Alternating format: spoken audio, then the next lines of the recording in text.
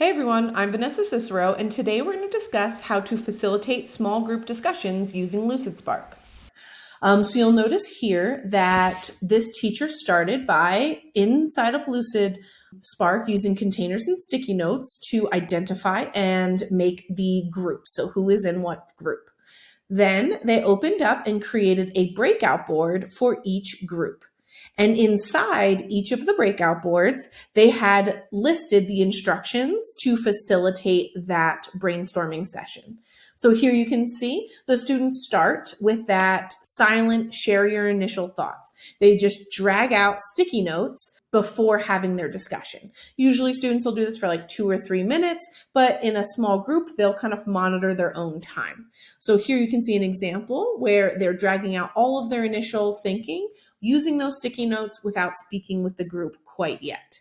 After they're done with their initial brainstorm, they're going to read through silently their students' thinking, and they're going to add emojis to respond to any sticky note that also resonates with them and is similar to their thinking. Then they're going to organize their thinking. So they're going to work together as a group to move the stickies into different patterns where they're noticing collective thinking. So, these 3 sticky notes all have a similar idea. These all have a similar idea. So they're kind of starting to identify those patterns. Then they can use those patterns and the discussion guide below to start that verbal conversation. So they can say, oh, hey, I noticed that we have a lot of sticky notes related to this topic. Or I'm interested in hearing more about this sticky note. Or just posing ideas, what do you think about? So they're using this question guide to help support that discussion.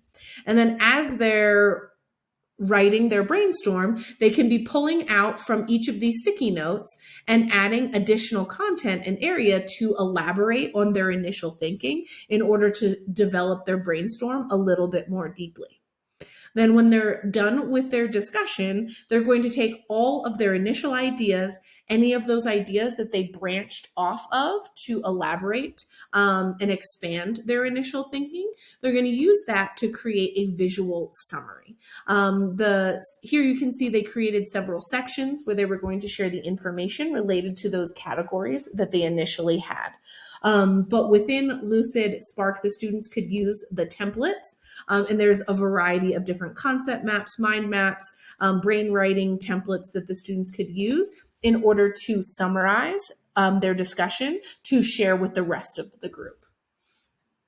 So in order to set this up, we have a template for it. So inside of our Lucid dashboard templates, just search for small group discussions. You'll notice on the landing page, you have your groups. So this is where the teacher would just come in and they would write the names of all of their students and put them in appropriate groups. Then on the left-hand side, you'll notice there's a breakout board section. If you don't see breakout boards, use the 3 dots at the bottom left-hand corner of your toolbar, and you can find additional features to pin or unpin, or just click on breakout boards to access it. Then you'll see here the teacher has set up a breakout board for each group, and each group has that same template inside of it. So as the teacher, before sending this collaboratively out to your students, you'll want to make sure that you add the discussion prompt. What is the focus? What are they talking about? And then the students can join and they'll see the instructions, the question guide, and then there's a section for brainstorming and a section for that visual summary. When your first template is ready, you can use the 3 dots to duplicate it to add more groups if you would like, if you have customized this further than the initial 4 groups. Also, once your students are done, you guys can join each of the breakout rooms to present, or you can click and drag the content from a breakout board onto the main board to share with the whole group, or to take each group's thinking and then bring it into one place to then identify patterns that you're seeing between the different groups as well. So once you have your board set up and your breakout board set up, you use that same blue share link and send your students an edit share link copy and paste it into whatever learning management system you might use. They click on the link, and then all of the students will come into the same board, and then they'll navigate and join whichever breakout board is appropriate to their small group. And then as the teacher, what I really love about this is you can easily facilitate and pop into the group as they're working from the same link. So I can come in and I can click join, and I can join group one.